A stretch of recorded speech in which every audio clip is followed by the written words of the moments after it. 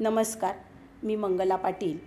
आजचा माझा विषय आहे हिंदू मुस्लिम समाजाच्या एकोप्यासाठी महिलांचा सहभाग। सामाजिक कार्याची सुरुवात केली तेव्हा बालशिक्षणापासून सुरुवात केल्यामुळे अनेक स्लम एरियातून आम्ही कामाला सुरुवात केली।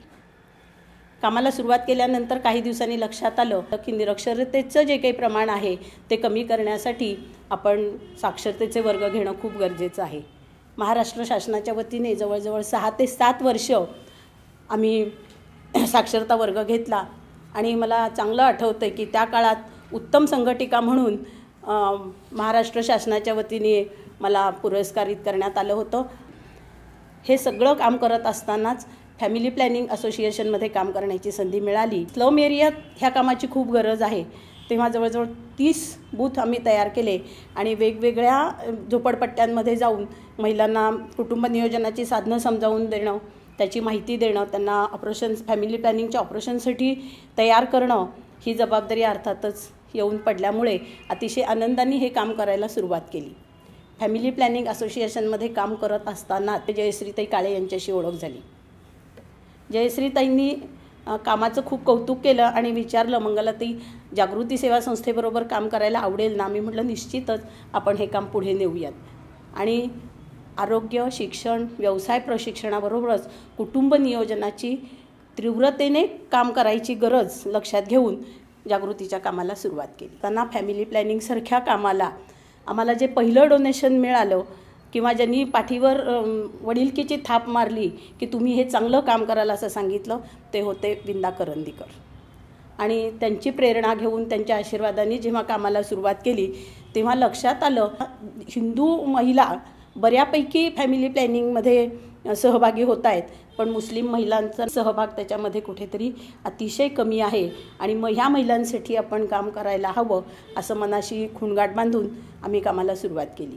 जुलेखा म्हणून एक मुस्लिम महिला होती, 7 मुली झालेल्या होत्या। मुलाचा आग्रह घरचे धरतच होते। अर्थात हिंदू मुस्लिम दोन्ही समाजात हे आहेच की वारस कोणीतरी हवा आणि तो मुलगाच हवा, अशा कारणामुळे प्रजनन करायची प्रक्रिया आहे ती चालूच होती। 7 मुलांनंतर पुन्हा 8वी मुलगी झाली, पण जुलेखा मात्र दगावली। ते दुःख अतिशय मनाला भिडलं आणि ठरवलं की काहीतरी वेगळ्या मार्गाने या महिलांना कुटुंब नियोजनामध्ये आणणं अतिशय गरजेचं आहे। आणि लक्षात आलं की 1 दिवसात जाऊन जर परत येत असेल तर ह्या महिला आनंदाने तयार होत आहेत। जयश्रीताई काळे आणि आम्ही दीनानाथ मंगेशकर सारख्या मोठ्या हॉस्पिटलमध्ये गेलो। सुदैवाने डॉक्टर गोडबोले तिथे भेटले आणि त्यांनी आम्हाला सांगितलं की अगदी एका दिवसात आपण यांना घरी पाठवू शकू।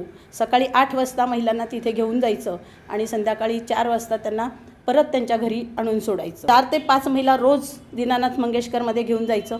त्यांच्यासाठी एक स्वतंत्र गाडी आम्ही ठरवली होती आणि त्या गाडीमधून त्या महिलांना घेऊन जायचं, त्यांचं ऑपरेशन करायचं। संध्याकाळी येतेवेळी त्या महिलांना काहीतरी शिदाबरोबर द्यायला हवा, तिच्यासाठी मग ब्रेड, अंडी, केळी, दुधाची पिशवी असं सगळी सामुग्री आम्ही बरोबर द्यायचं आणि तिला घरी आणून सोडायचं। आणि काही वर्षानंतर मात्र अतिशय चांगला अनुभव आला की आता रोज येणाऱ्या 60-70 पेशंटमध्ये महिन्याला 15 ते 20 महिला अशा येतात की ज्या स्वतः होऊन डॉक्टरांशी बोलतात, आमचं पत्र घेऊन जातात आणि स्वतः जाऊन ऑपरेशन करून येतात। ह्या महिलांना जसं आम्ही आरोग्यविषयक मार्गदर्शन करतो किंवा आरोग्यविषयक प्रश्नांसाठी त्यांना मदत करतो, तसंच सगळ्यात महत्त्वाचं म्हणजे शिक्षणासाठी। आमच्या अभ्यासवर्गाला येणारीच आमची एक विद्यार्थिनी रुबीनाची आई एक दिवशी तिला घेऊन आली आणि म्हणाली की ताई हिला जरा समजवा, आहे चांगलं स्थळ आलेलं आहे पण ही लग्नाला नकार देते, मी हिच्यासाठी काय करणार आणि मी एकटी आई हिची जबाबदारी अजिबात घेऊ शकत नाही। मी म्हटलं आपण तिला विचारूयात की तिला काय हवं आहे ते। आणि जेव्हा तिच्याशी आम्ही बोललो मग तिला म्हटलं बैस रुबीना काय म्हणायचं आहे, तिने अगदी ठामपणे उत्तर दिलं की ताई एक नवरा केला, लग्न केलं, एक मुलगी पदरात पडली, त्यांनी चांगलं नाही वागवलं तर काय करायचं? मी म्हटलं तूच सांग की काय करायचं? तेव्हा ती मला म्हणाली की मला तुम्ही काहीतरी शिक्षण द्या ज्याच्या आधारे मी आणि माझ्या मुलीचं आयुष्य सुखाचं होईल। मी तिला संस्थेत चालणाऱ्या सगळ्या प्रशिक्षण वर्गांची माहिती दिली आणि मग तिने एका क्षणात सांगितलं की मी आरोग्य साथीचा वर्ग करीन आणि माझ्या मुलीला चांगलं वाढवीन आणि तिथे मी कष्ट करायची माझी तयारी आहे। तिने आमचा 6 महिन्याचा वर्ग अतिशय चांगल्या प्रकारे पार पाडला आणि गुप्ते हॉस्पिटलसारख्या ठिकाणी तिला काम मिळाल्यानंतर गुप्ते हॉस्पिटलमध्ये एक अशी प्रथा होती की जी चांगलं काम करेल, पेशंटकडून जिच्याविषयी चांगले अभिप्राय येतील, तिला त्या वर्षीच्या वाढदिवसाचा गुप्ते हॉस्पिटलचा पुरस्कार देणार. आणि सांगताना खूप आनंद होतो आणि अभिमान वाटतो की तो पहिला पुरस्कार त्या रुबिनाला मिळाला होता. शिक्षणाबरोबरच कौशल्यावर आधारित काम करणाऱ्या ह्या महिला अतिशय चांगल्या प्रकारे काम करतायत असं लक्षात आल्यानंतर त्यांच्यासाठी काही करता येईल का असा विचार करून त्यांना प्रशिक्षण द्यायला सुरुवात केली. वस्ती पातळीवर काम करणाऱ्या आमच्या हमीदाबी रविवार पेठेत जाऊन सगळा कच्चा माल घेऊन येतात. त्याच्यातून आकाशकंदील तयार करणं, तोरणं तयार करणं, सुशोभीकरणासाठी लागणारं साहित्य तयार करण्याचं काम करतात. सकाळी सगळं कच्चा माल घेऊन यायचा आणि संध्याकाळी त्याच्यापासून वेगवेगळ्या वस्तू तयार करून त्या रविवार पेठेत नेऊन द्यायचा आणि त्याच्यातून येणाऱ्या मजुरीत संध्याकाळी त्यांची चूल पेटायची. हे सगळं होत असताना जागृती सेवा संस्थेत उद्योजकता विकासाचं शिबिर जेव्हा आम्ही घ्यायला लागलो त्या शिबिरात त्या आल्या आणि त्यांनी विचारलं की मला काही मदत मिळेल का मी जर उद्योग करायचं ठरवलं तर. आणि जयश्रीताईंनी त्यांच्याबरोबर मीटिंग घेतली आणि ठरवलं की यांना मदत करायची. त्या बाईंना संस्थेकडून उद्योग करण्यासाठी जेव्हा आर्थिक मदत देण्यात आली तेव्हा जवळजवळ 90 महिलांना काम मिळेल एवढं काम त्यांनी उभं केलं. छोटीशी पेपर कटिंग मशीन त्यांनी आणली त्या पैशामधून आणि ह्या महिलांना काम शिकवून त्यांना स्वतःच्या कामात त्यांनी घेतलं. तिने आपला व्यवसाय एवढा वाढवला की सगळ्या 90 बायकांच्या कुटुंबाबरोबर स्वतःचं कुटुंब अगदी समर्थपणे पेलणारी ही निरक्षर हमीदा, तेव्हा तिला एका संस्थेकडून उत्कृष्ट लघु उद्योजक करणारी महिला म्हणून पुरस्कार मिळाला.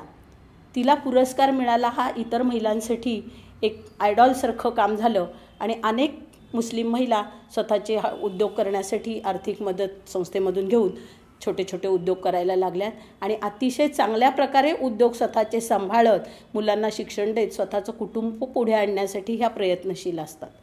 ह्या महिलांचं एक विशेष की या मुस्लिम महिलांमध्ये निरक्षरता जरी असली तरी स्वतःचं कुटुंब सांभाळण्यासाठी ठामपणे ह्या उभ्या राहतात.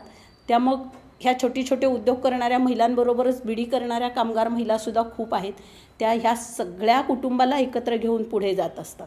जागृती सेवा संस्थेच्या माध्यमातून सगळे सण आणि त्याचबरोबर सगळ्यांचे वाढदिवसही संस्थेमध्ये साजरे केले जातात आणि हे सगळं करत असताना हिंदू आणि मुस्लिम महिला एकत्रितपणे सगळ्यांचे प्रश्न सोडवण्यासाठी एकमेकीला विचारपूर्वक मदत करत असतात असं चित्र दिसून येतं. समाजात घरात असणारं दुय्यम स्थान, कौटुंबिक हिंसाचार अशा प्रश्नांवर एकत्रित दोन्ही धर्माच्या महिला एकत्रितपणे विचार करून इतरांसाठी मदत करताना दिसतात.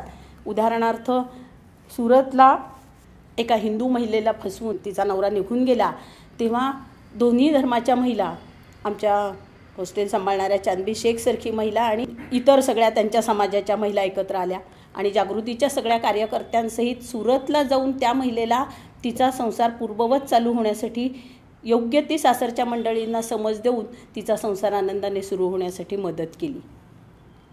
अगदी सासऱ्यांनी सुनेचा विनयभंग केला ह्या कारणास्तव पोलीस चौकीत जाऊन 550 हिंदू आणि 550 मुस्लिम महिला एकत्रितपणे गेल्या आणि त्या सासऱ्याला शासन हे व्हायलाच पाहिजे, त्यांनी खूप मोठा गुन्हा केला आहे आणि ह्या महिलेला त्यातून सुटका मिळायलाच पाहिजे असा आग्रह धरून अगदी ठामपणे 3 तास पोलीस चौकीत बसल्यामुळे त्या महिलेला निश्चितच न्याय मिळाला आणि त्या सासऱ्याला अटक करण्यात आली. अगदी परवाचं उदाहरण आहे. नवरा त्रास देतो म्हणून एक मुस्लिम महिला संस्थेत आली आणि तिने सांगितलं की मला प्रचंड त्रास आहे, मला तुम्ही न्याय द्या. म्हटलं आम्ही न्याय देण्याचं काम करत नाही, आम्ही समजून सांगण्याचं काम करू. तिने जवळजवळ तासभर तिची जे काही तिच्यावर अन्याय होतोय त्याविषयी सांगितलं आणि म्हटलं ठीक आहे तुझ्या नवऱ्याला आपण बोलवू. तिच्याकडून फोन घेऊन तिच्या नवऱ्याला आम्ही बोलवलं.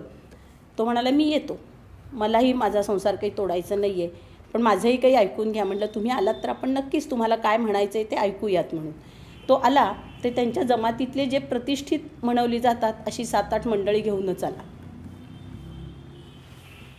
तो त्यातला जो प्रमुख होता त्यांच्या मशिदीत, ज्याला मान होता, अशी व्यक्ती आली आणि त्यांनी आधी त्या महिलेला सांगितलं भाभी तुमने बहुत बुरा किया, तुम्ही इथं आलात हे तुम्ही फार चुकीचं केलं, तुम्ही आपल्या जमातीविरुद्ध इथे आलेले आहात, तुम्ही आमचा मोठा अपमान केला आहे जमातीचा, असं त्यांनी त्या महिलेला म्हणल्याबरोबर ती रडायला लागली.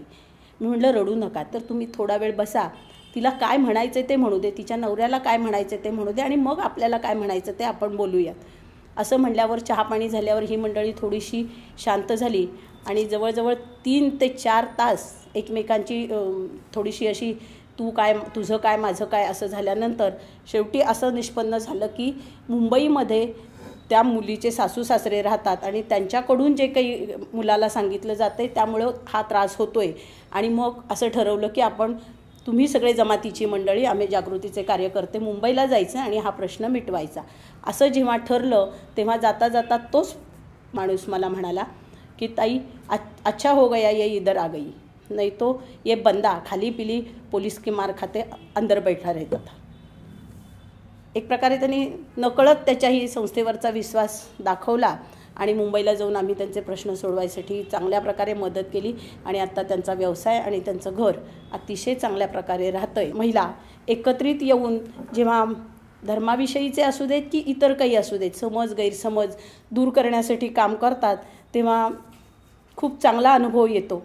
ईदच्या वेळी जसं यास्मिन म्हणेल की मला पुरणपोळी करून देता का किंवा शिकवता का, तसंच भारती म्हणेल की नाही दिवाळीच्या वेळी भाऊबीजेला मला तू बिर्याणी करून दे. लोकांच्यामध्ये जे चांगलं आहे ते ॲक्सेप्ट करण्यासाठी जेव्हा ह्या दोन्ही धर्माच्या महिला एकत्र येत आहेत तेव्हा खरंच काहीतरी चांगलं घडतं आहे असं अनुभवायला येतं. ह्या 2 गटांमध्ये होणारी भांडणं जेव्हा हे दोन्ही गट एकत्र येऊन अगदी तलवारी सुऱ्या उपसून मारामारी करायला लागतात तेव्हा मात्र राहवत नाही आणि मग मध्ये जाऊन थांबा कोणीतरी असं म्हणून त्यांच्या कोणाला तरी प्रमुखाला बोलवून त्याचं कारण विचारून मध्ये जाऊन थांबवायचा वेळ येते तेव्हा निश्चितच मला आठवते मी स्वतःसुद्धा एका अशा भांडणाच्या मध्ये गेले होते. कोणीतरी आतून देवाची एक फोटो आणला, तो मध्ये टाकला, तो पायाने तुडवला आणि सांगितलं की हे सगळं ह्या लोकांनी केले तर सगळ्यांना पकडून द्या. अगदी 2 मिनिटात माझ्या डोक्यात आलं की ह्या बाईंनी नक्की काय केलं आहे. चटकन तो फोटो उचलून आम्ही लांब नेऊन टाकला आणि सांगितलं की काहीही झालेलं नाही आहे, छोटंसं कारण होतं म्हणून ही भांडणं झाली आहेत, कोणालाही पोलिसांनी पकडून नेण्याची गरज नाही आहे, एकमेकाला समजून घेतील. आणि मग हे झाल्यानंतर सांगितलं की जर तुम्ही हे सगळं केलं असतंच तर ही भांडणं कुठल्या कुठे पेटली असती. 2 धर्मांमध्ये होणारी भांडणं चांगल्या स्वरूपाची नाही आहेत, तेव्हा एकमेकाला समजून घेणं फार महत्त्वाचं आहे असं दोन्ही पार्ट्यांना दोन्ही गटाच्या लोकांना एकत्र बोलवून सांगितलं. अगदी आता खात्री वाटते जागृतीच्या क्षेत्रात जेव्हा अशा प्रकारचं काही घडते. आता अनेक वर्ष जागृती सेवा संस्था तिथे काम करते, सगळ्या कार्यकर्त्या महिला एकत्र येत आहेत. जेवढ्या महिला हिंदू आहेत त्याही पेक्षा मला वाटतं थोड्याशा जास्तच मुस्लिम महिला जागृती सेवा संस्थांमध्ये कार्यरत आहेत आणि अतिशय सलोख्याची संबंध एकमेकींमध्ये ठेवून काम करताना जेव्हा समाजामध्ये एखादा हिंसक प्रकार घडतो, एखादं या 2 गटांमध्ये मारामारी होते तेव्हा आत्मविश्वासाने म्हणेन की ह्याच महिला एकत्र येऊन अशा प्रकारच्या हिंसाचाराला बंदी घालायला किंवा थोडंसं ते कमी करण्यासाठी मदत करू शकतील. दोन्ही धर्माच्या महिला अगदी एकत्र येऊन जेव्हा काम करतायत तेव्हा हिंदू आणि मुस्लिम समाजातलं हे जे काही आत्ता आपल्याला दृश्य दिसतंय त्याहून चांगलं दृश्य दिसण्यासाठी त्यांचं ऐक्य समाजाला चांगली दिशा देण्यासाठी महिलांचं योगदान खूप मोठा दुवा ठरणार आहे. धन्यवाद.